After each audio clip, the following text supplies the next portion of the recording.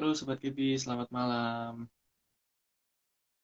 Hari ini kita akan IG Live bersama dengan Master Aryo dan Master Yudi Chen dalam acara Learn from the Master Teacher, yaitu acara pre-event kedua kita sebelum acara GONG kita tanggal 25 Februari 2023, yaitu Online Charity Masterclass. Sambil kita menunggu Master Aryo dan Master Yudi untuk join, gimana nih tradingnya hari ini nih Sobat Kipi? Di market-market merah seperti ini tidak menyurutkan kita untuk tetap semangat trading ya Sobat Kipi ya, sambil menunggu Master Arya dan Master Yudi yang sedang saya invite ini. Oke.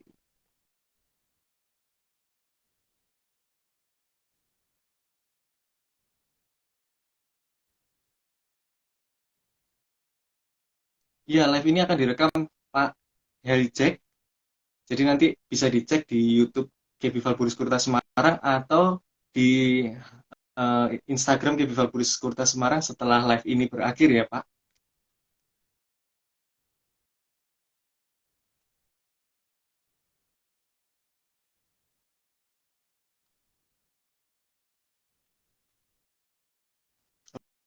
Oke.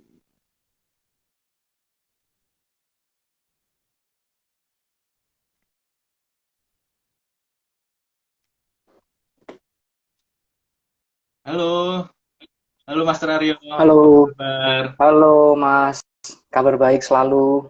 Gimana Gimana nih cuaca di teman-teman Surabaya? sehat semua? Sehat, gitu kan. Cuaca di Surabaya gimana nih, Hujan Master Aryo? terus, Wis, hujan terus sama Mas. ya di Semarang juga. Iya, musim hujan. Iya, Istilahnya hujan rezeki lah semoga, biar semuanya dapat rezeki. betul. Di tengah market yang merah ini, tapi kita tetap semangat ya, Master Aryo, Harus, dalam harus, mencari cuan harus ya. selalu semangat. Harus selalu semangat. Dapur harus selalu ngebul. Halo Mas Iya. Haji, ini ada banyak yang nyapa. Halo Sen Halo. Z862, halo teman-teman semua. Halo, halo, halo. Nunggu penumpang penuh nih. Iya. Halo, Halo, malam Ko Yudi. semuanya. Halo, Master Halo, Yudi. Halo, malam. halo. Halo, malam Marcel. Malam, Pak Aryo. Halo, malam Ko. Malam, malam. Semangat selalu ya. Iya dong, harus dong. Harus, harus. Ini kalau 3 orang kameranya lebih gini ya. Iya.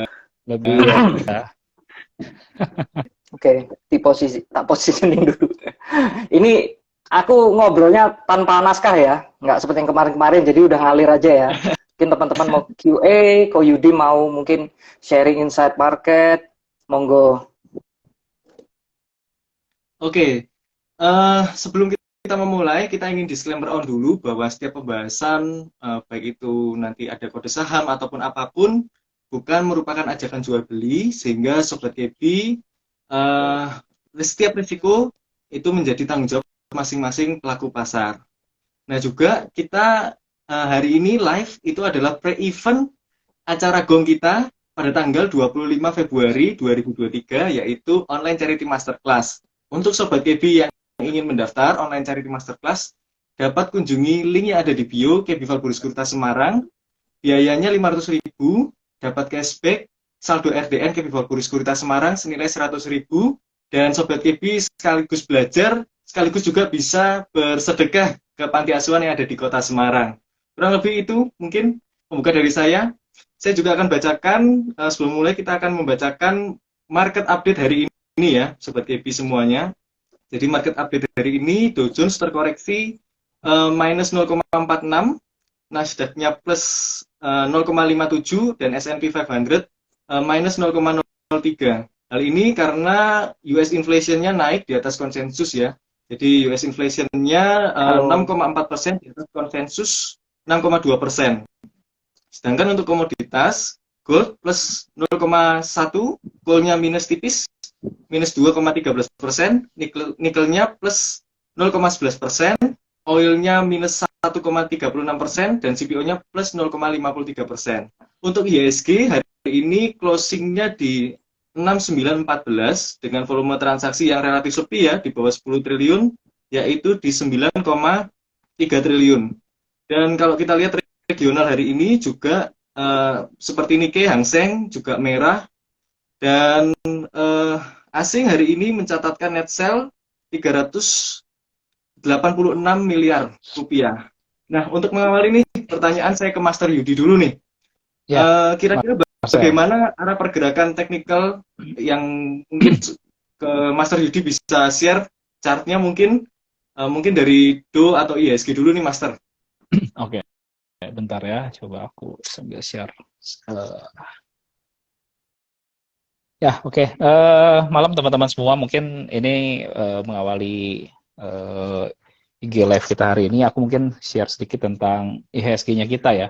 Jadi kalau misalkan kita lihat IHSG-nya kita ini kan memang membentuk pola rising wedge ya, di mana memang kemarin-kemarin sempat udah turun di pola dari rising wedge-nya, dan seminggu terakhir ini sempat naik namun belum bisa melewati dari trend line. Lalu di garis biru ini juga ada sekaligus ada MA 200 ya. MA 200-nya ini ada di sekitaran area 6964, dan IHSG kita memang hari ini close juga di 6914, di mana tadi juga kita bisa lihat dari pergerakan tanggal 3 Februari, lalu pergerakan tanggal 8 Februari dan 9 Februari ini cukup sulit untuk bisa kembali menembus area MA 200. Di mana kalau misalkan kita bisa lihat, biasa MA 200 ini menjadi salah satu indikator yang sangat penting yang bisa menentukan pergerakan indeks ke depan. Kalau misalkan indeks kita ini bisa naik di atas MA 200-nya, maka market ini lebih bergairah gitu ya. Tapi kalau misalkan posisinya sementara seperti ini masih ada di bawah MA 200, market ini cenderung lebih kurang bergairah seperti market-market sekarang. Nah, untuk pergerakan range kecilnya, IHSG ini kita lagi berada di area range consolidation dari harga 6815 sampai area 6953. Nah, ini menjadi area penentu ya. Kalau misalkan area 6815 ini tertembus, maka next kemudian IHSG akan kembali turun menuju area support sebelumnya, yaitu ada di range area 6772, bahkan bisa turun kembali hingga area 6557, di mana memang pola ini menjadi sideways yang lebih besar. Jadi boleh diperhatikan untuk pergerakan range consolidation buat indeksnya kita, kurang lebih seperti itu, Marcel. Nah, nyambung yang tadi Ko Yudi, berarti kan indeksnya ini cenderung sideways ya, Master? Ya.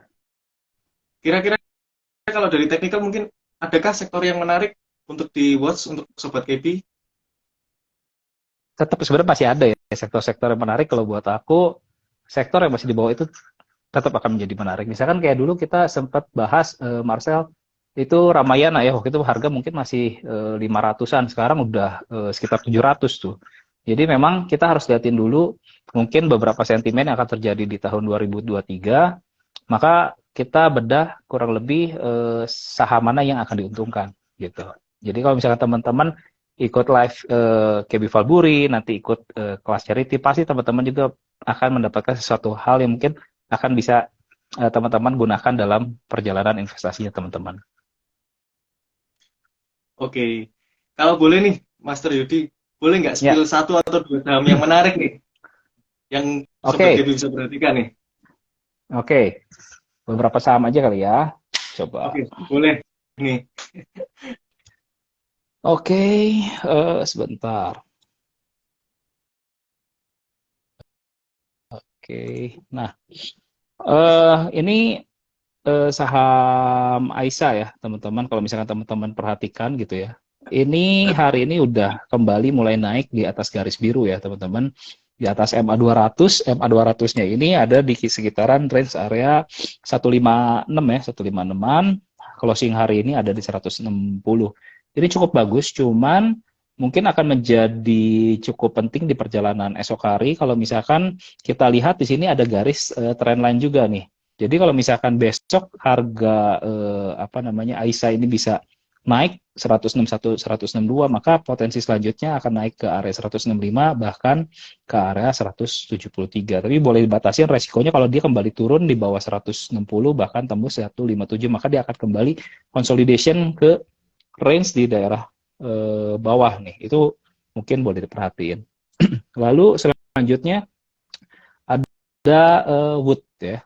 Wood ini bisa diperhatiin juga. Kenapa? Karena dia membentuk pola di sini kita bisa lihat ada inverted head and shoulder ya, di mana hari ini juga udah breakout daripada dia punya neckline di area range harga 402 gitu ya.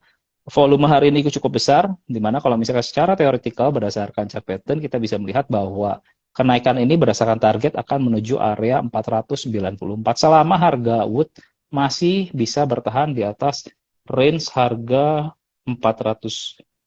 Jadi memang menurut aku yang menarik so far masih di ini ya, di sektor-sektor yang berbaunya masih consumer, karena menurut aku 2023 sektor consumer ini cukup diuntungkan seperti itu. Seperti yang kemarin-kemarin kita udah sempat bahas juga seperti Era Jaya itu cukup diuntungkan. Lalu ada Satware, lalu tadi kita ada share Aisyah dan Wood gitu, kurang lebih seperti itu ya, Marcel. Oke, terima kasih Master Yudi atas jawabannya. Sekarang saya ke Master Aryo nih. Tadi kan Halo. Master Yudi sempat singgung marketnya sedang sideways gitu ya, cenderungnya malah arahnya mungkin akan turun gitu ya. Nah, strateginya bagaimana nih kalau dari kacamata scalping nih, Master Aryo? Kalau dari kacamata scalping ya, kebetulan karena saya ada akun untuk scalping, day trade, sekaligus juga ada swing, porto saya clear semua. Jadi yang sudah mencapai TP, yang misalnya buy on weakness, buy on sideways, sudah naik 5%, 8%, saya clear. Karena saya lihat memang IHSG ini juga akan menguji MA200, dan historically itu agak berat untuk ditembus. Betul. Jadi saya expect pattern yang rising wedge yang memang Master Yuji sampaikan itu memang kelihatan, jadi sangat berisiko ada bantingan keras lagi nih dalam beberapa waktu ke depan. Makanya jadi kalau ditanya saya posisi apa, porto all clear. Jadi akun scalping dan day trade utamanya clear, akun swing clear. Kalau untuk akun invest ada yang kolek-kolek pasar nego, itu tentunya agak panjang ya, karena saya ya istilahnya ada dapat info-info tertentu, jadi itu nggak saya lihat, tapi itu harganya pasti harga jauh banget, floating profitnya juga manis, tapi belum bisa dijual, percuma dilihat, saya biarin kayak gitu teman-teman. Jadi saya kalau dari kacamata saya expect ke depan beberapa hari ini ke depan akan ada bantingan, apalagi kalau Dow Jones, Nasdaq ada bantingan lanjutan, saham teknologi yang sempat rally kayak Meta itu bantingan lagi, akan berdampak ke saham-saham kita juga. Kebetulan kan Goto ini kan habis AFB kesekian dia technical rebound, tapi kalau misalnya saham US bantingan lagi, Goto kalau misalnya nyungsep, tentunya IHSG alias indeks harga saham Goto akan terkoreksi agak dalam, dan itu akan menyeret saham-saham lain ikut turun ya. IHSG kan indeks harga saham Goto atau indeks harga saham gorengan, jadi turun ya turun semua. Jadi saya posisinya clear dan siap full power untuk bisa nembak kanan kiri ya, tapi belum sekarang. Kalau akun scalping sih memang pasti clear, pasti disiplin clear, atau kalau mungkin saham-saham yang masih bagus saya masih bisa hold, bisa day trade, pegang sehari 2 hari. Tapi sekarang all clear. Jadi teman-teman juga harus, mungkin yang senang untuk diversifikasi porto bisa pertimbangkan untuk porsi cashnya dibesarin ya, supaya nanti kalau ada bantingan-bantingan itu juga bisa serok untuk memperbaiki average. Itu kalau view dari saya sih, saya clear dulu gitu. Wah, ini tadi kan berarti view-nya sama nih ya, bearish ya. Jadi kalau Master Aryo ini setiap hari langsung clear. Nah, kalau waktu belinya, scalpingnya itu porsinya masih full power seperti biasanya, porsi belinya, atau sekarang sudah mulai di-reduce ini karena tadi mengumpulkan cash? Greatly reduce. Karena saya juga mengurangi porsi akun saya withdraw sebagian, saya amankan di BCA aja dulu di akun rekening. Karena saya lihat likuiditas ini market cukup significantly mengecil. Jadi kalau kita ukur di saham-saham yang biasanya rame, itu sekarang retail participation ratio-nya itu sudah kurang dari 25%. Di mana kalau teman-teman mau tahu perbandingannya retail participation ratio yang sangat tinggi di atas 75, 80, bahkan 90%, itu zaman-zamannya gila-gilanya Antam, saham-saham farmasi, terus juga saham-saham konstruksi, itu market retail benar-benar masuk frenzy mode gila lah istilahnya. All in, all margin, hantam aja. Tapi kalau sekarang, on the other hand, transaksi IHSG aja rata-rata juga mungkin sekitar 8T sehari, di bawah 10.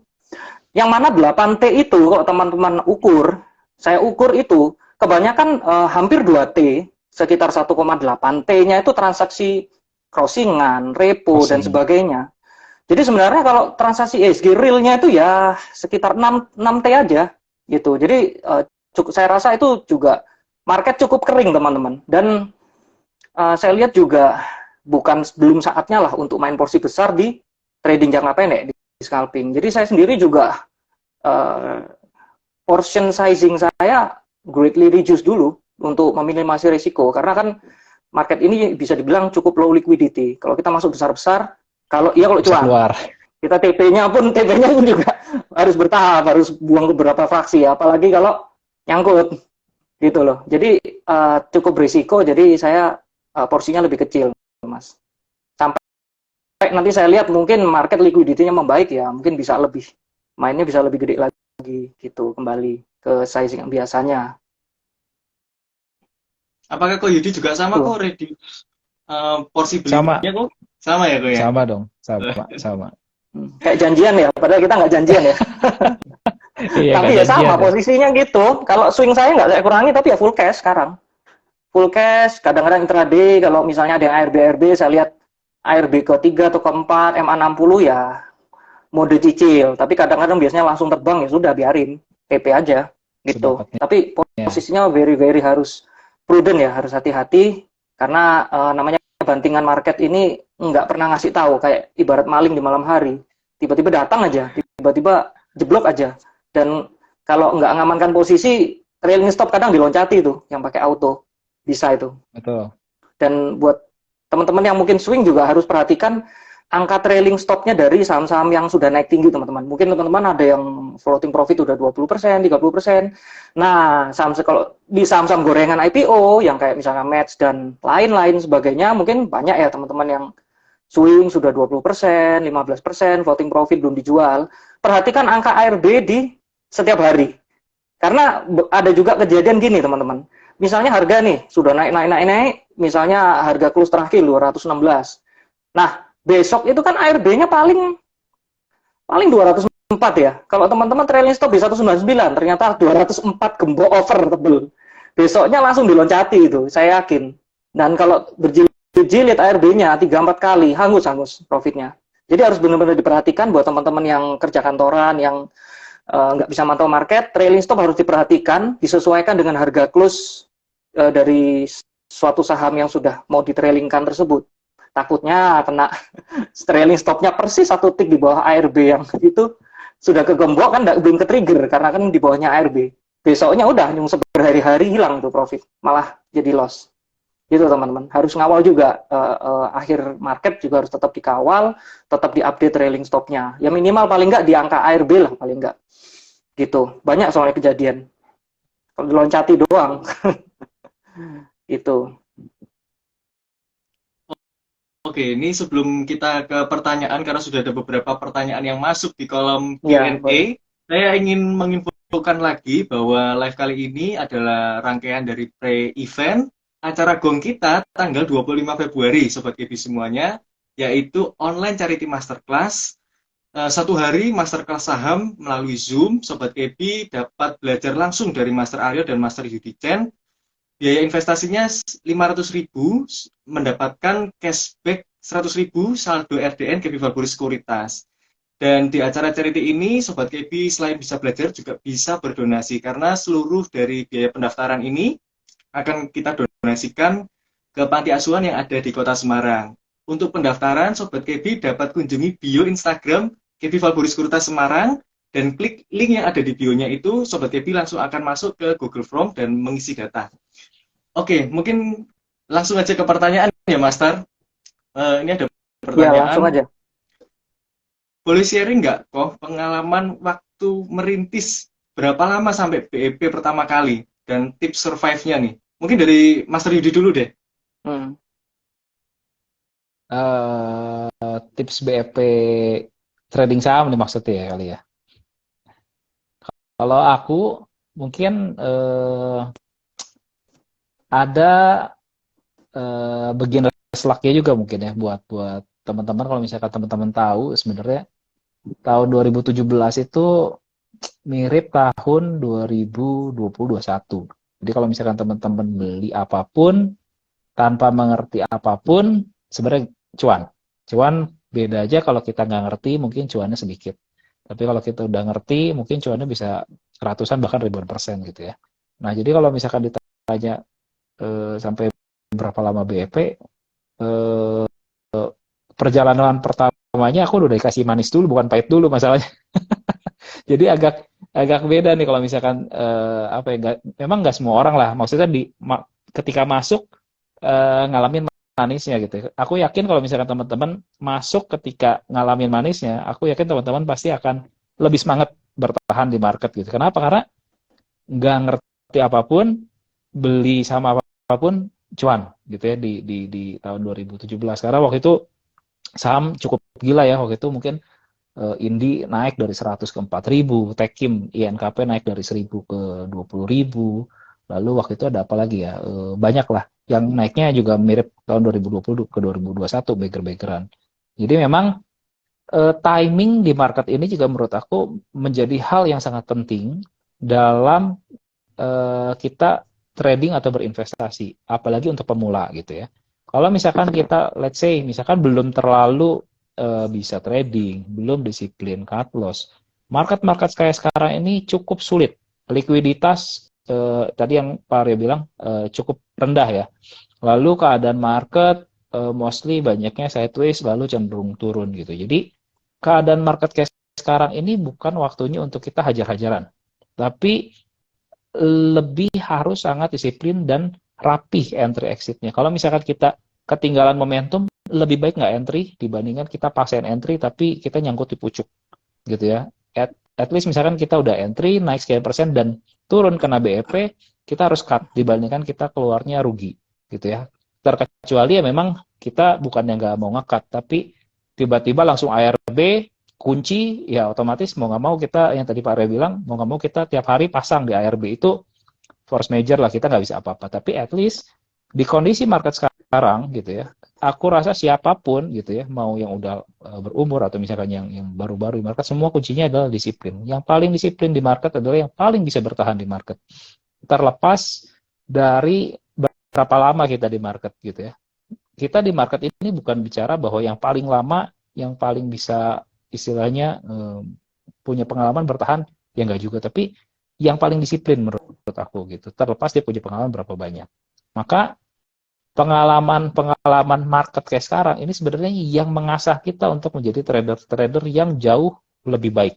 Ini penting menurut aku gitu. Lebih seperti itu sih Marcel dari pengalaman aku ya.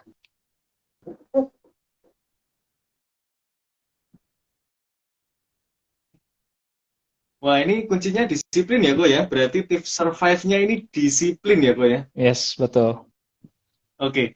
Sekarang lanjut nih ke Master Aryo nih. Boleh sharing pengalamannya, Master?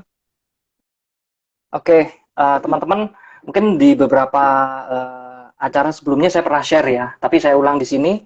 Saya dulu masuk di bulan Juli, pas di awal semester 2 tahun 2017. Dan saya juga mendapatkan beginner luck. Kebetulan waktu itu saham gorengan-gorengan kan ya seru tuh. Saham gorengan-gorengan, mungkin saham yang saya tradingkan dengan Koyudi agak berbeda ya. Kalau saya kebanyakan ya saham-saham dajal gitu. Tapi benar, itu karena arah ARB-nya panjang. Akhirnya dari beberapa kali benchmarking coba-coba main atas atau bawah, saya ketemunya loh kok enak lebih enak main DCB dulu. Jadi saya banyak mostly cuannya dari DCB. Waktu itu juga belajar bandarmologi, nyoba ada hajar besar di satu saham, memang bandarnya makan terus ke atas karena ada corporate action.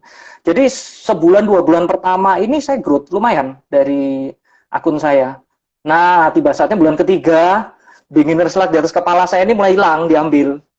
Nah, itu yang boncos mulai. Jadi waktu itu 2 bulan tradingnya agak brutal sih.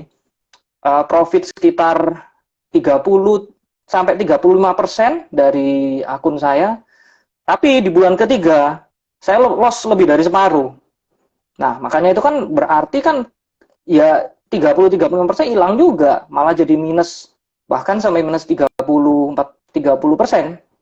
dari total modal saya malah. Jadi di bulan ketiga saya babak belur. Nah, di situ saya merasakan bahwa pentingnya disiplin, pentingnya kita benar-benar menganalisa pentingnya trading plan dan sebagainya. Nah, dari situ saya mulai belajar, pelan-pelan memperbaiki performa, pelan-pelan, naik turun. Saya baru BEP itu di bulan ke-8. Jadi sekitar pertengahan Februari 2018, itu saya baru BEP. Jadi dari naik, nyungsep, nah BEP ke titik asal, itu 8 bulan teman-teman. Jadi ibarat ya kita kerja 8 bulan, sehari 5 jam di depan market, belum ngelembutnya malam-malam analisa, itu ya udah dapatnya nol kalau secara rupiah. Tapi kembali lagi ya, yang Ko Yudi bilang kita harus disiplin, benar sekali. Selain harus disiplin, harus bersyukur. Kita kerja 8 bulan, rupiahnya dapat nol, tapi dapat pengalaman. Gitu teman-teman. Dapat pengalaman, dan kita level up. Baik dari segi psikologi, dari segi skill, trading plan, mindset, dan lain-lain, itu kita level up. Nah, mulai dari situ saya akhirnya pelan-pelan membenahi. Kalau ditanya profit konsisten itu baru setelah setahun setengah kurang lebih. Setahun setengah full time trade ya. Jadi bukan part time trade, full time trade. Dulu saya malam rajin, tiap malam buka e-chart, buka riset. Sekarang aja kan udah mulai agak berkurang itu. Tapi itu teman-teman. Jadi 1,5 tahun saya baru bisa mulai konsisten, dan baru perkembangannya baru pesat itu setelah anak saya lahir di November 2018. Itu sebulan 2 bulan sebelumnya cepat sekali perkembangannya. Percaya nggak percaya, anak itu bawa rezeki teman-teman. Percaya nggak percaya, kita usahanya sama gigi, terus juga tetap fight. Tapi kalau memang rezeki sama yang di atas sudah dibuka, itu langsung mengalir deras. Itu. Jadi ya kalau bisa dibilang 2018 sampai 2020 kuartal pertama itu growth kenceng, melambat di 2020 kuartal 2, kuartal ketiga melambat banget. Terus waktu COVID recovery lumayan naik, kenceng sekali di kuartal 4 sama awal kuartal 1 2021 gitu. Habis itu agak melambat lagi, terus ya lebih ke konsisten. Gitu teman-teman. Jadi ya itu kuncinya disiplin, banyak bersyukur. Bersyukur ini sulit teman-teman. Benar loh. Bersyukur namanya bersyukur ini hal yang paling mudah diucapkan, tapi sulit dilakukan. Kita kalau dapat cuan gede, anak saya bisa bersyukur, nggak usah diajarin, nggak semua bisa bersyukur kalau cuan gede. Lah kalau teman-teman seminggu trading, cuan loss, hilang fee, malah boncos capek, bisa bersyukur nggak? Atau habis loss, misalnya nih, pegang beberapa porto, marketnya nyungsep nggak karu-karuan, kan ARB semua, cut loss semua, besi, ya, lihat porto tergerus, bisa bersyukur nggak? Nah, itu pertanyaannya. Kalau kita masih mampu bisa bersyukur bahwa kita sudah mengamankan modal kita fight, percaya deh, recovery itu ya pasti akan bisa terjadi. Jadi teman-teman harus jaga mental. Dan juga bersyukur dalam artian, kita memang sudah trading plan, misalnya naik, oke, kita rasa udah ini resist 1, mau ke resist 2 nggak kuat, retrace, kita TP, dapat cuan 5%, 6%, terus ternyata besoknya terbang, pas kita nggak mantau, kita trading saham lain. Bisa bersyukur nggak? Kebanyakan dari kita, tahu gitu nggak di TP kan? Atau tahu gitu beli lagi kan?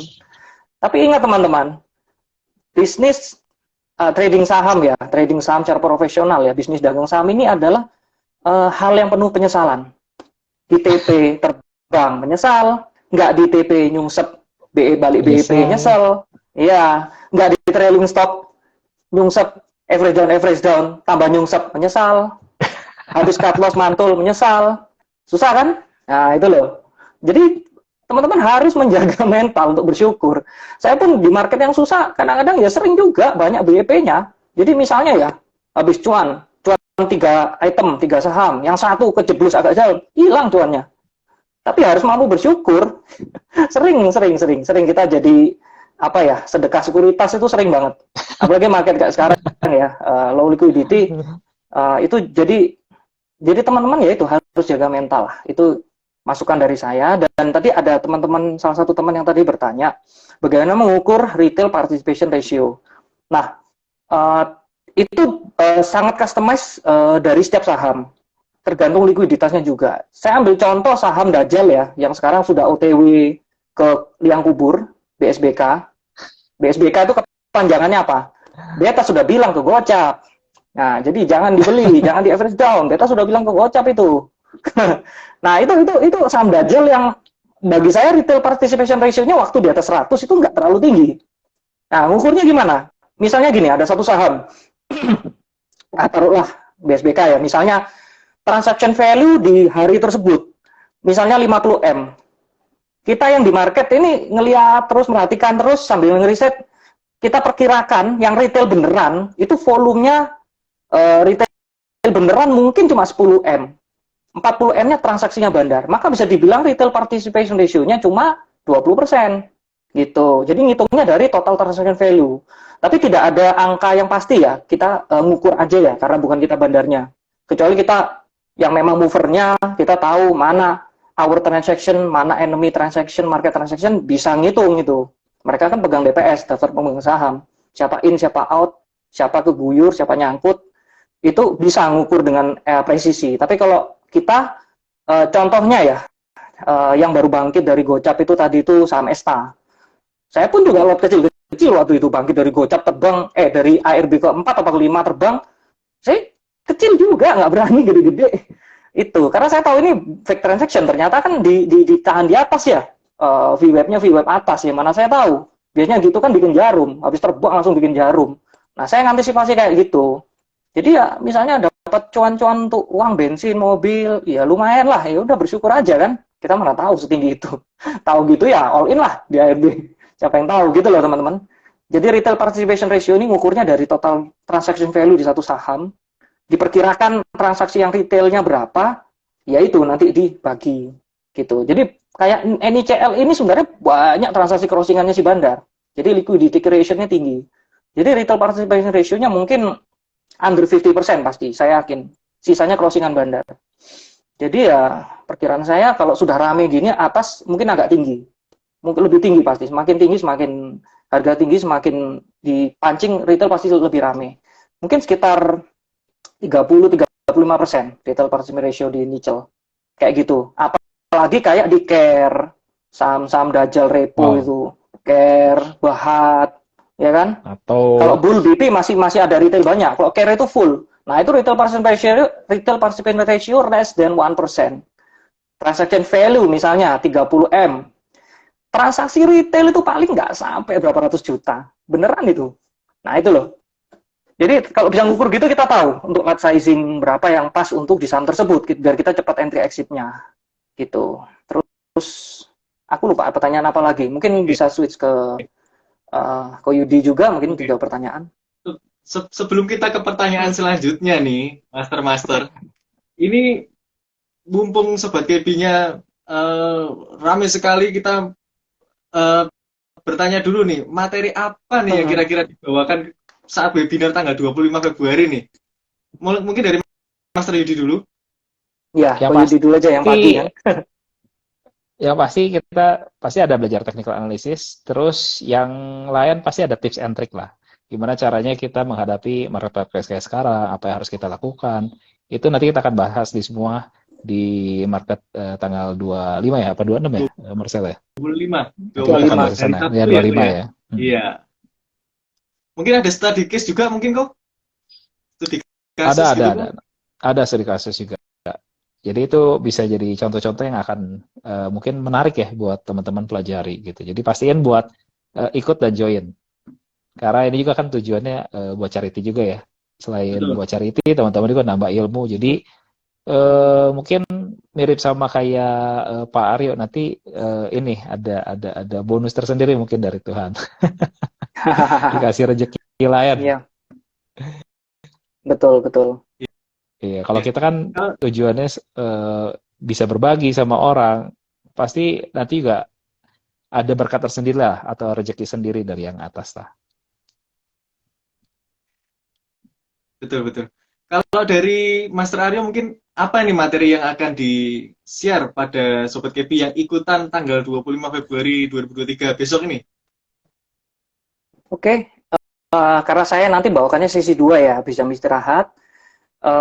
Tentunya apa ya, mungkin teman-teman yang ngantuk, nanti saya akan bawakan materi yang cukup bisa bikin mata melek lah, gitu. Jadi misalnya bahas tentang sedikit mindset, gitu. Sedikit psikologi dalam trading, terus juga paradigma gimana yang biasanya membuat trader itu tidak bisa maju-maju, terus juga naik satu langkah turun 5 langkah. Nah, itu nanti juga saya bahas. Tentunya juga saya juga ada bahas technical, terus juga cara mengenali saham-saham yang real transaction sama yang fake transaction. Terus juga study case faktor X dalam pergerakan harga saham. Jadi kan pergerakan harga saham ini ada yang memang murni bisa pakai technical fundamental, ada juga yang uh, bisa dianalisa dari segi insider info ataupun hajatan-hajatan internal. Nah, jadi informasi-informasi yang bagi saya mungkin nggak terlalu sensitif akan saya bisa share ke teman-teman.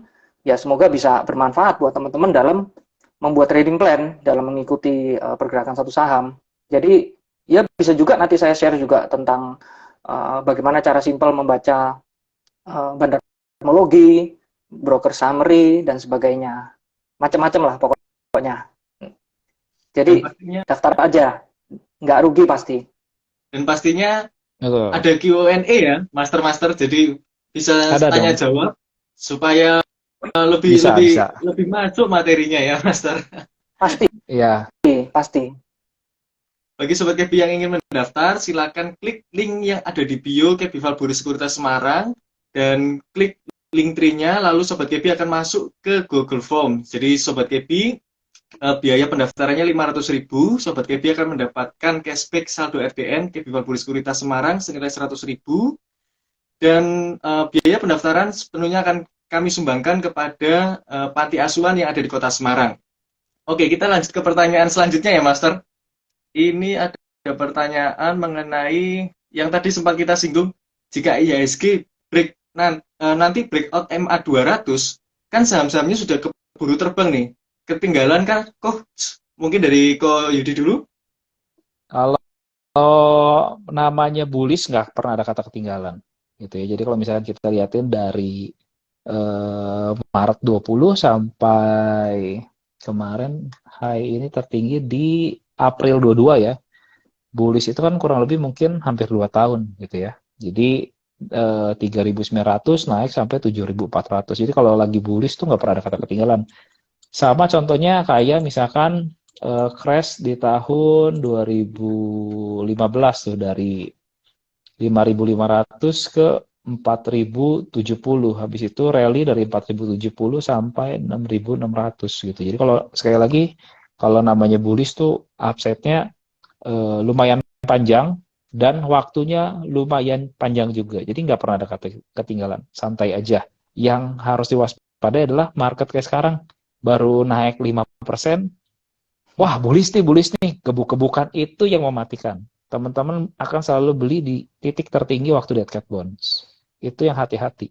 Gitu ya. Apalagi kalau misalkan kejadiannya teman-teman udah naik 10-20%, beli di titik tertinggi, trading plan-nya minus 2%, 3% harusnya stop loss, tidak di stop loss, nanti aja deh tunggu tanggung kalau udah balik ke support, nanti kita averaging down deh. Nggak taunya tembus, ya udah deh tunggu support selanjutnya kita averaging down, itu wah salam. Susah. Gitu. Karena kalau lagi turun, dasarnya tuh nggak kelihatan. Misalkan contoh apa ya, kayak Waskita misalkan dari 2.000 turun sampai berapa harganya, 400 kali itu. Terus Gudang Garam dari 100.000 turun sampai 20.000, itu kalau lagi turun tuh bener-bener nggak ada ampun gitu. Even sekelas Gudang Garam turun 80% gitu ya. Even yang dulunya blue chip kayak Bumi dari 8.000 ke 50 juga gitu. Jadi intinya kalau kita mau umur panjang di market, harus sangat disiplin sama trading plan yang udah kita bikin. Jangan pakai perasaan. Kalau misalkan aduh nanti kayaknya masih bisa naik deh, atau nanti naik kita baru buang, jangan pakai perasaan gitu. Jadi memang kita harus belajar untuk disiplin. Event itu menyakitkan kalau kita rugi dan cut loss. Tapi ya kalau kita tujuannya trading atau investasi, ya kalau kita nggak siap dengan ruginya, jangan masuk sebesar itu. Gitu. Jadi dari awal teman-teman harus tahu gitu. Di sini konsekuensinya ruginya bisa gede, tapi potensinya pun besar. Tapi yang teman-teman perhatiin adalah jangan fokus sama potensinya aja gitu. Tapi teman-teman juga fokus bagaimana drawdown atau pengurangan aset dari portofolio teman-teman. Jangan sampai turun misalkan sampai 30%, bahkan 50% itu buat balikinnya setengah mati. Turun 50% kita PR-nya ngejar 100% dua kali. Bukan 50%, dua kali lipat. Duit 100 juta turun ke 50 juta ya kita harus ngejar 100% buat balik modal ke 100 juta. Tapi kalau kita misalkan dari 100 juta jadi 10 juta, itu lebih PR lagi, ngejar 900% baru bisa balik modal, itu susah banget. Jadi sebisa mungkin ketika turun, pasanglah yang tadi udah dimention, trailing stop-nya dipasang, stop loss-nya dipasang, disiplin. Gitu. Jangan sampai udah lewatin batas stop loss karena masih pakai perasaan kayaknya nanti bisa naik. Oh, ini fundamentalnya bagus, tapi harga lagi turun terus kita biarin aja, itu fatal banget. Apalagi IHSG kita masih cukup tinggi nih di atas. Kalau misalkan koreksi-koreksi sebenarnya buat aku sangat wajar. Karena kita rally dari 39 ke 7.400, sekarang masih ada di 6.900, ini nggak sampai 10% dari titik high. Masih jauh. Masih jauh banget. Jadi kalau koreksi event ya, sampai 55, 57, buat aku sangat wajar. Tapi problemnya adalah, apakah kita siap menghadapi koreksi yang akan terjadi, gitu ya. Kalau IHSG sekarang dari 69 ke 57 atau 55, mungkin 15%.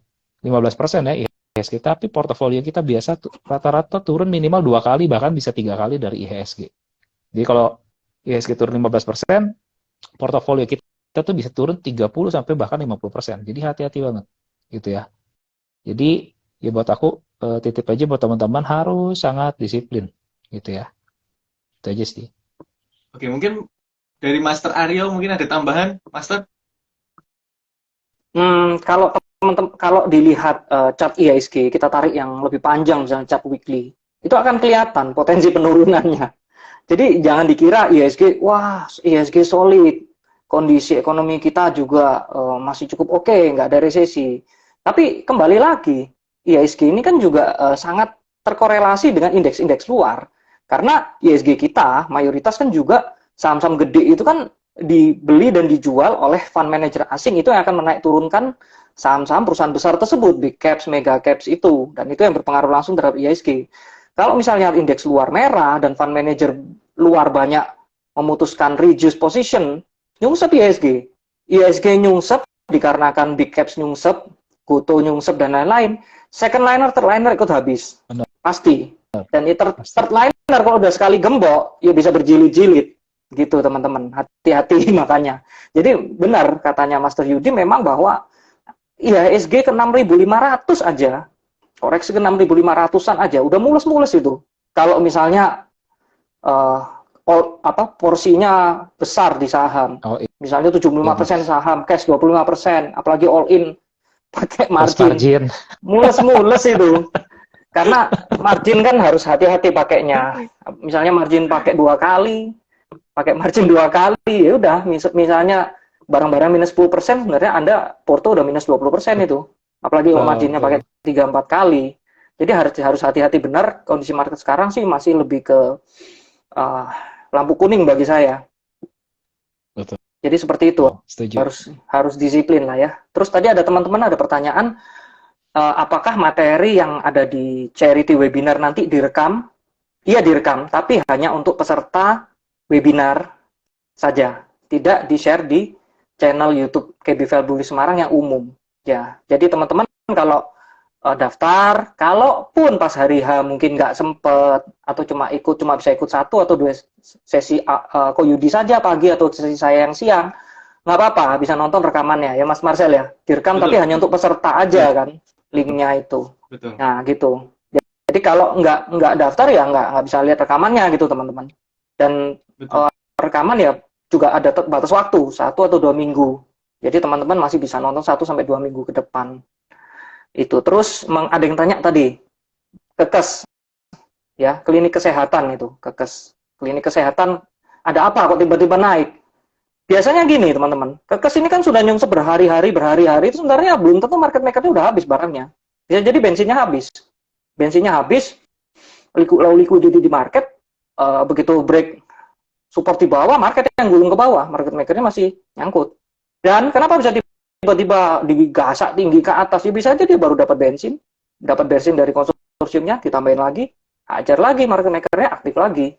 Jadi itu adalah hal di balik layar yang kita juga nggak tahu kecuali kita insidernya. Jadi saya juga ikut, tapi juga pendek-pendek ngikutnya, pendek-pendek juga, mana bisa kesikut besar-besar kan? Nah gitu loh, jadi ikut dorong, keluar, udahlah dapat bensin mobil ya sudah gitu. Jadi teman-teman di barang-barang yang tipis gini jangan terlalu FOMO juga, harus disiplin, dan Betul. kadang barang yang memang naiknya terlalu tinggi, besoknya ARB-nya juga enteng loh teman-teman. ARB sekali, 2 kali, 3 kali itu enteng, karena naiknya segitu, ARB 3 kali ya siapa bilang nggak bisa. Ya nanti kalau ARB ketiga nanti saya yang makan lah di ARB ketiga ya, baru nanti semoga bangun gitu. Kalau kegembok ya apes. Tapi teman-teman nanti saya kasih tahu lah di cari itu webinar nanti cara ngukur kekuatan ARB yang kemungkinan akan buka. Ada caranya. Teman-teman melibatkan beberapa faktor ya. Yang pertama VPT, volume per tick di area ARB. Yang kedua berapa kali sudah ARB. Yang ketiga titik support. Support ini bisa dihitung dari MA60, MA20 atau support dari chart pattern atau candlestick pattern sebelumnya, lower-lowernya itu bisa diukur gitu. Jadi kalau yang biasa main ARB di saat yang nyangkut sudah stres, mules semua, kena ARB 1, 2, 3, 4, kita masuk di ARB keempat, hajar gitu, langsung naik ya udah bungkus, kan lumayan, jelek-jelek dapat 3%, syukur-syukur bisa 7%, 10% bisa gitu.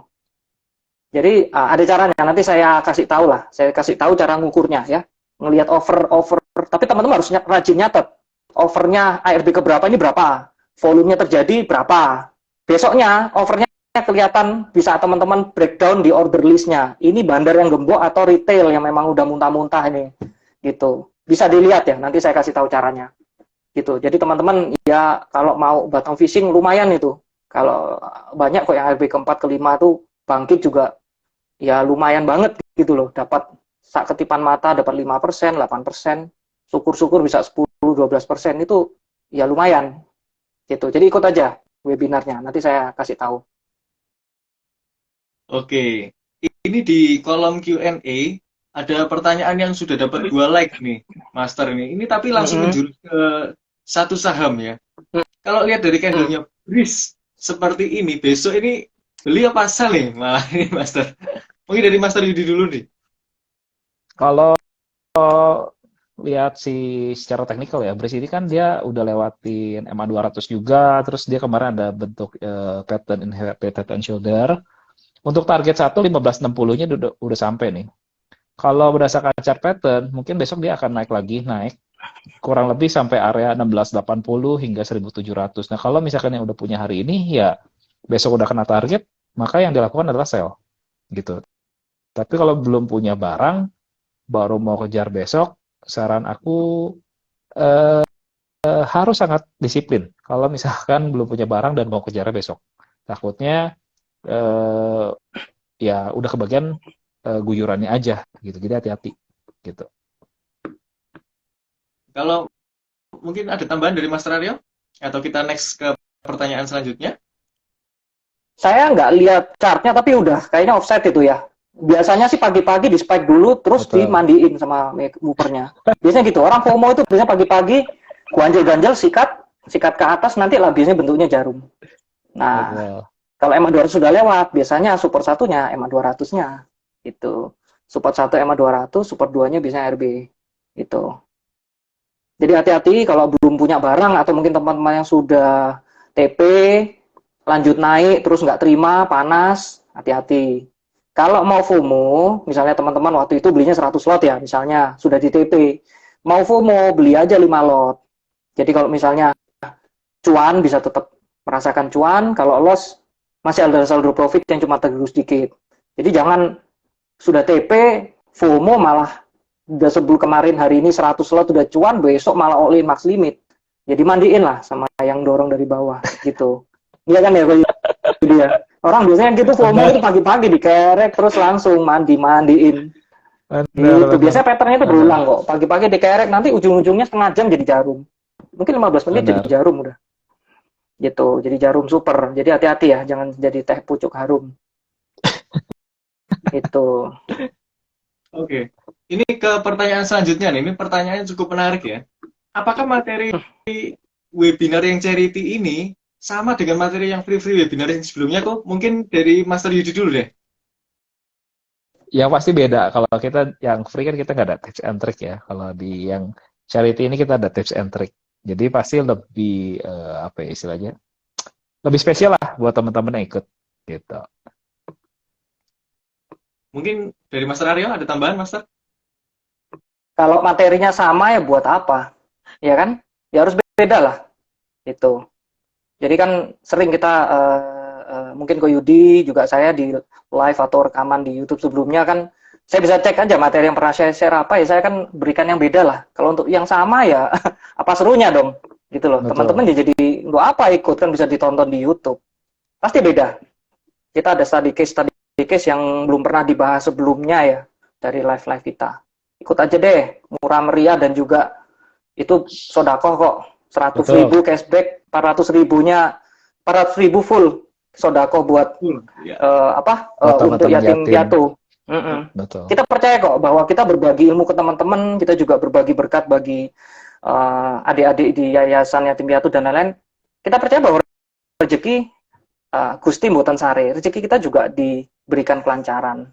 Betul. Gitu. Jadi kita sama-sama belajar lah, sama-sama belajar dan kita juga sama-sama saling berbuat kebaikan ya teman-teman dengan ikut teman-teman sebenarnya juga sudah berbuat kebaikan buat sesama gitu jadi dapat ilmu juga sekalian bersodakoh jadi nggak ada ruginya lah.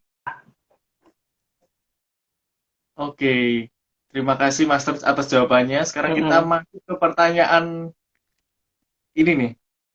Kenapa saham IPO akselerasi banyak yang dibuka ARB berjilid-jilid ya. Contohnya saham BMBL nih. Saya nyangkut 62% nih. Mungkin dari Master Aryo dulu. BMBL itu atau ARB awal-awal saya sempat cut loss juga sama. Kelihatan nada lu kok disapu ya udah cut loss 1 kali ARB tapi bisa keluar.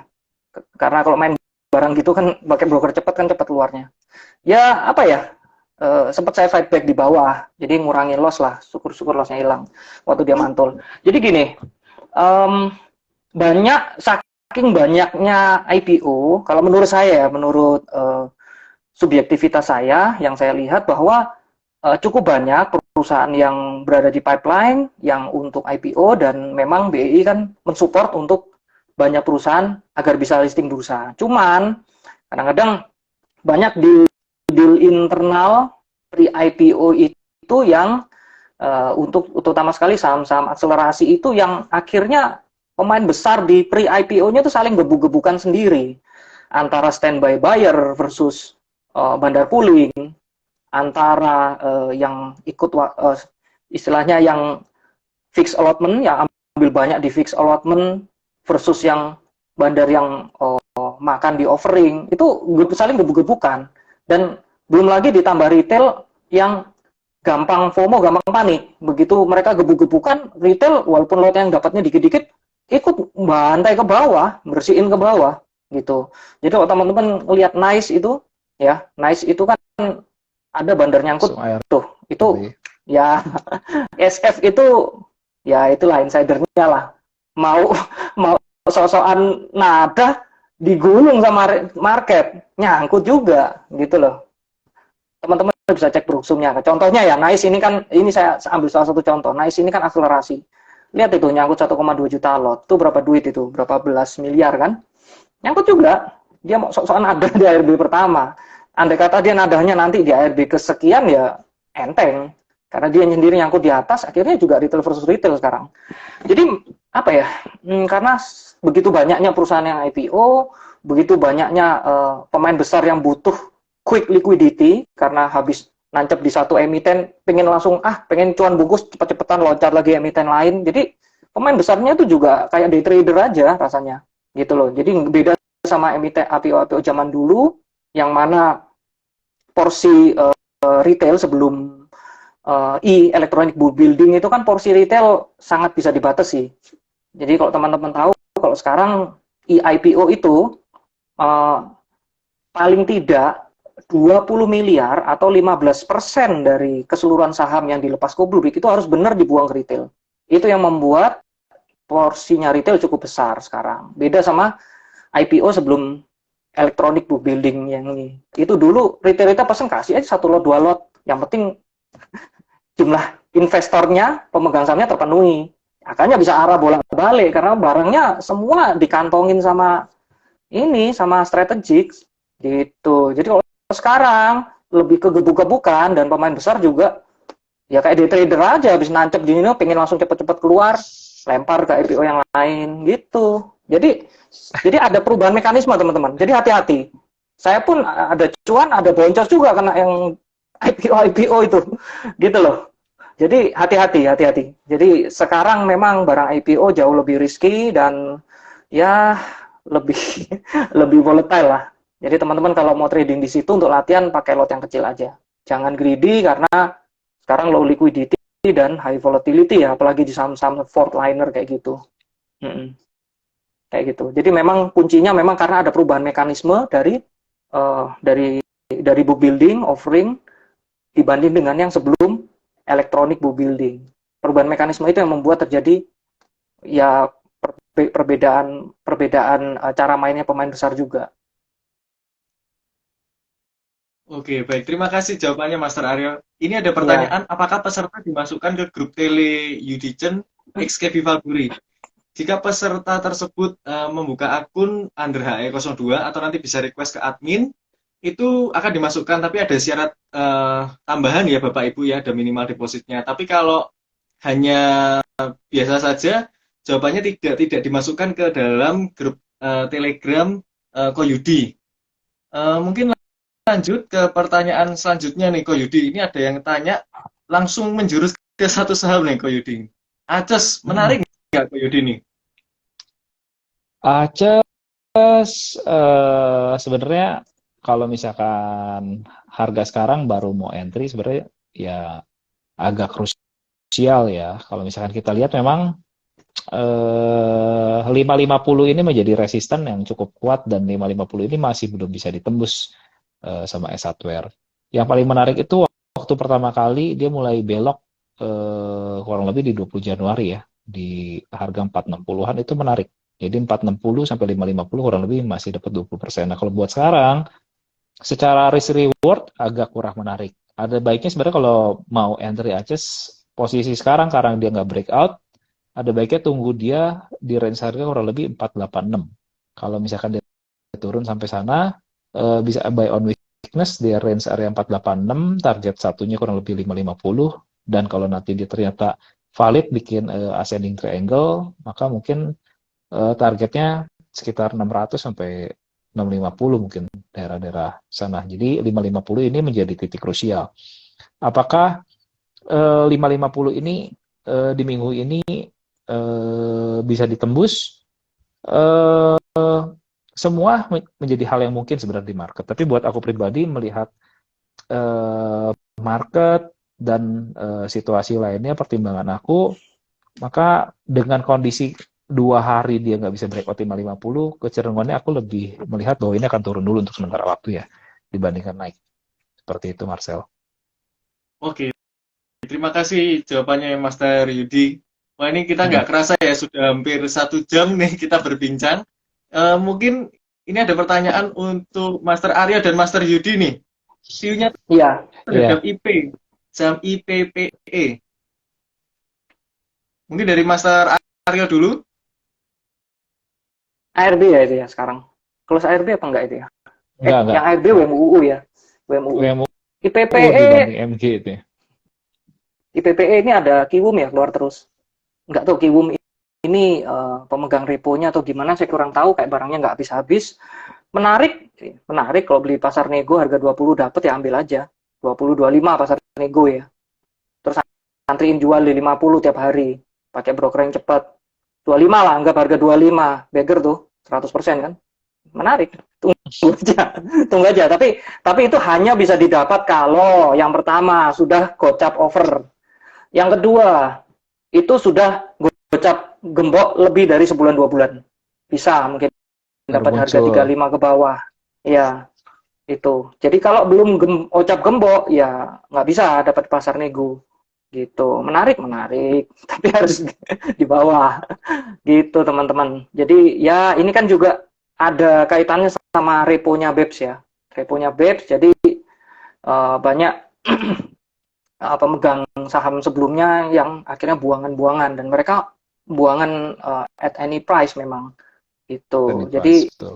ya, jadi memang kasus BEPS ini bisa dibilang cukup sistemik ya. Saya bisa bilang ini adalah krisis perbandaran minor bandar krisis. Kalau yang dulu Om Bencok masuk Hotel Prodeo itu major bandar crash, kalau yang ini minor bandar crash karena ada beberapa sekuritas yang dirugikan karena reponya. Ada yang di berita ya sudah rugi sampai MKBD-nya kena itu ada sekuritas juga lain yang ya kena lebih dari ratusan M ada itu. Jadi ya bisa dibilang ini bisa dibilang efeknya sistemik. Jadi Zata IPPE ya posisinya agak-agak beresiko ya. Apalagi kalau misalnya bandarnya memang sudah clear-clearan di situ hanya untuk nge-clearkan barang di atas ya saya rasa itu akan pelan-pelan turun naik dikit tapi pasti sudah turun terus kayak turun tangga gitu. Kalau mau beli ya pasar nego aja spek buy kalau dapat gitu. Mungkin Master Yudi ada tambahan, Master? Eh, Kalau misalkan teman-teman buat trading, sebenarnya ada baiknya kalau buat aku better dihindari ya, karena maksudnya secara resiko cukup tinggi, pilihan masih cukup banyak yang lain, nggak harus di apa ya trading di saham yang berbahaya lah, cari saham lain aja masih banyak peluang. Menurut aku seperti itu lebih bijak ya. Oke, baik. Ini ada pertanyaan nih untuk Ko Yudi juga. Ini kalau bikin akun under HE02-nya Ko Yudi, apakah grup Teleko Yudi itu dua arah atau satu arah kok? Maksudnya mungkin dua arah untuk tanya jawab dengan Teleko Yudi. Tampilannya channel, tapi di channelnya itu teman-teman bisa klik ada kolom komen, jadi teman-teman bisa mirip kayak dua arah.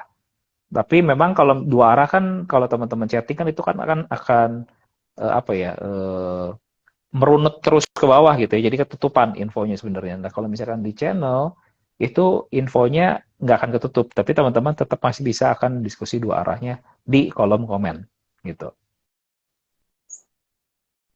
Baik, terima kasih Ko Yudi. Berarti kalau mau buka akun di KB Valburi Sekuritas Semarang under Ko Yudi, berarti memasukkan kode HE02 Evelyn ya Ko ya? Betul. Betul, oke. Terima kasih Ko Yudi. Ini sekarang kita ke pertanyaan selanjutnya. Eh, kalau ikut webinar apakah direkam dan dibagikan? Iya, akan direkam dan dibagikan ke grup peserta, tapi nanti rekamannya ada jangka waktunya. Dan untuk materi PPT juga akan dibagikan ke grup peserta. Jadi pastikan Bapak Ibu, Sobat KB semuanya, ikut acara webinar kita pada tanggal 25 Februari 2023. Link pendaftarannya ada di Instagram KB Valburi Sekuritas Semarang. Oke, ini ada mungkin satu pertanyaan terakhir ya ini. Bahas BBRI serta Goto apakah masih menarik nih? Mungkin dari Master Aryo dulu.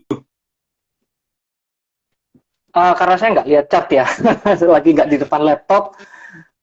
Posisinya pokoknya saya nggak lihat chartnya sih, karena nggak bisa switch di HP ini. Pokoknya teman-teman cek aja candle formation-nya. Kalau saya biasanya mungkin pakai yang 15 menit di Goto. Cek dalam 2 hari terakhir titik terendahnya di mana. Kalau itu break, itu trailing stop-nya atau SL-nya. Tapi hati-hati juga. Goto kadang-kadang pagi bantingannya juga kenceng ya. Tapi harusnya sih bisa lah. Kalau trailing stop itu Goto kan cukup liquid gitu. Yang penting tapi Goto ini ada rawannya karena dia masih belum membuat higher high, minor higher high jangka pendek. Jadi cukup berisiko juga ya. Saya belum ngecek MA kayaknya itu mau nembus MA 60 nggak tembus, belum tembus itu mungkin. Mungkin kok Yudi yang lagi di depan laptop bisa lihat chartnya ya. Mungkin Oke. So far memang kalau buat Goto ini di tanggal 9 Februari ya, dia itu udah patah dari uptrend line-nya gitu ya. Dia yang ARB pertama, lalu ARB kedua dan ketiga itu dia udah patah tuh dari uptrend line. Nah, ketika dia udah bikin patahan itu sebenarnya dia udah bikin lower low ya dari tanggal Hmm. low yang tanggal 31 Januari. Jadi posisi sekarang karena dia udah bikin lower low, kemungkinan besar 2 hari ini dia akan bikin lower high, untuk next dia bikin lower low kembali. Jadi konfirmasinya eh, harus hati-hati kalau misalkan Goto ini turun dan tutup di bawah 115. Itu consider sell karena dia kemungkinan besar akan balik lagi ke arah 102 bahkan turun ke arah 99 sampai 95-an. Jadi boleh hati-hati untuk Goto. Gitu ya. Selama dia posisi masih seperti sekarang, considernya lebih berat untuk ke bawah, hati-hati. Lalu untuk BBRI penutupan hari ini ada di range harga 4870 ya.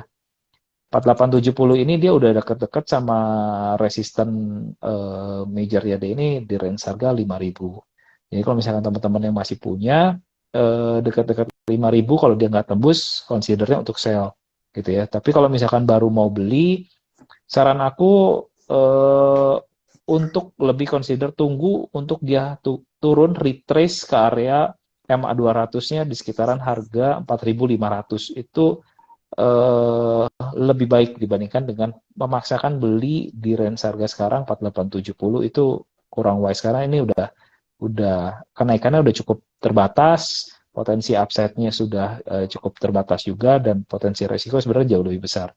Jadi boleh hati-hati untuk BBRI di range harga sekarang. Seperti itu. Oke, baik. Tambahan sedikit Mas. Mengenai Goto, bagi yang sering ngecek bandarmologinya ya, itu kan ada broker KI ya yang bangunkan dari harga 81 berapa belas juta lot itu waktu itu, terus juga dari RB dia juga makan banyak. Kadang-kadang Brooksum bisa menipu dalam artian bandar market movernya Goto bisa aja buy banyak pakai KI, terus dia OTC, dia pindah akun ke beberapa broker lain, jualnya pakai broker lain. Siapa yang bisa melarang? Misalnya dia belinya pakai KI. Terus selesai dia OTC tuh. Ya istilahnya setelah in good stock, ya kalau ngomong teknis normalnya kan T+2, dia pindahkan ke bisa aja ke YP, PD, CC, KK, jualannya dari situ. Nah, kalau di OTC itu tidak masuk dalam Broksum. Jadi itu bisa mengecoh trader-trader yang lihat Broksum bahwa UKI masih nyangkut nih banyak. Jadi masih nyangkut banyak, kita beli terus. Padahal sebenarnya dia udah TP. Waktu goreng itu dia TP. Jualnya bisa pakai KI, bisa pakai jualnya bisa pakai YP, bisa pakai PD, bisa pakai ya bebas lah. Ya, Gitu. apapun, Jadi hati-hati. Bisa jadi kayak gitu. Bisa jadi memang itu institusi yang maybe average down, maybe new entry, saya nggak tahu. Kadang institusi nafasnya panjang. Mungkin dia punya harga atas, dia nyangkut di average down, dia hold. Mau sampai kapan ya dia hold sesuai porsi yang memang dianggarkan untuk Goto bisa, tapi bisa juga itu ngecoh karena habis dia beli di OTC. OTC itu over the counter, pindah saham. Teman-teman kalau melakukan juga bisa gitu. Jadi dipindahkan, dioper ke broker lain, dijual ke broker lain. Jadi net sell-nya kepecah. Jadi ketipu Broksumnya. Seolah dia masih net buy banyak padahal sebenarnya sudah clear, dan harga mungkin bisa turun di bawah harga average dia yang tertera di Broksum. Jadi teman-teman juga harus be wise, juga harus selain melihat Broksum juga harus melihat teknikalnya, dan kalau mau trading ya harus disiplin trade plan. Disiplin tidak cuma mengenai disiplin cut-loss, tapi juga disiplin TP, disiplin untuk trailing stop, disiplin bersyukur. Kita TP ini kan bersyukur kan, ya sudah sesuai disiplin kita, ini cuan bagian kita. Kalau harga turun, ya saya lebih bersyukur lagi. Oh bagus, habis dijual turun. Tapi kalau ternyata naik, ya sudah. Ya harus tetap bersyukur. Bersyukur udah dapat cuan gitu teman-teman. Nggak boleh, apa ya, orang Jawa bilang nggak boleh ngersuloh. Nggak boleh menyesal terus juga. Oh tahu gitu. Nggak ada yang tahu. Gitu ya. Yang penting bisa cuan ya sudah, cuan bungkus. Yang penting sesuai disiplin ya. Tahu gitu ya, saya juga tahu gitu, tiap hari tahu gitu. Siapa yang tahu? Yang itu kita hanya disiplin yang bisa membuat kita growth dan survive. Gitu. Oke, terima kasih atas jawabannya nih Master Aryo, Master Yudi. Pertanyaan tadi sekaligus menutup perbincangan kita pada malam hari ini. sekali lagi saya ingin mengingatkan buat Sobat KB semua yang hadir pada live kita pada malam hari ini, bahwa live ini adalah pre-event acara kita yang diadakan di tanggal 25 Februari mendatang di hari Sabtu. Acara ini adalah online charity masterclass. Jadi sambil belajar saham, Sobat KB juga dapat bersedekah, berdonasi kepada panti asuhan yang ada di Kota Semarang. Dalam waktu 1 hari full kita akan membahas saham dibagi 2 sesi, dari sesinya Master Yudi lalu sesinya Master Aryo. Dan juga direkam khusus untuk peserta saja dan ada jangka waktu untuk menontonnya ya Master. Biaya Ya. 100.000 dapat cashback, saldo RDN KB Valburi Sekuritas Semarang senilai Rp100.000. Untuk link pendaftaran Sobat KB bisa kunjungi bio Instagram KB Valburi Sekuritas Semarang dan klik link tree-nya, maka Sobat KB akan masuk ke dalam Google Form dan Sobat KB bisa mengisi dan sertakan bukti transfernya di link Google Form tersebut. Sekali lagi saya mengucapkan terima kasih nih untuk Master Yudi, Master Aryo atas waktunya pada malam hari ini bisa sharing-sharing bareng nih. Terima kasih banget, terima kasih banyak. Dan saya juga mengucapkan terima kasih buat Sobat KB semua yang menonton live ini. Dan akhir kata, bye-bye happy cuan. Sampai ketemu di tanggal 25 Februari mendatang. Thank you teman-teman. Bye. Sebuah thank you.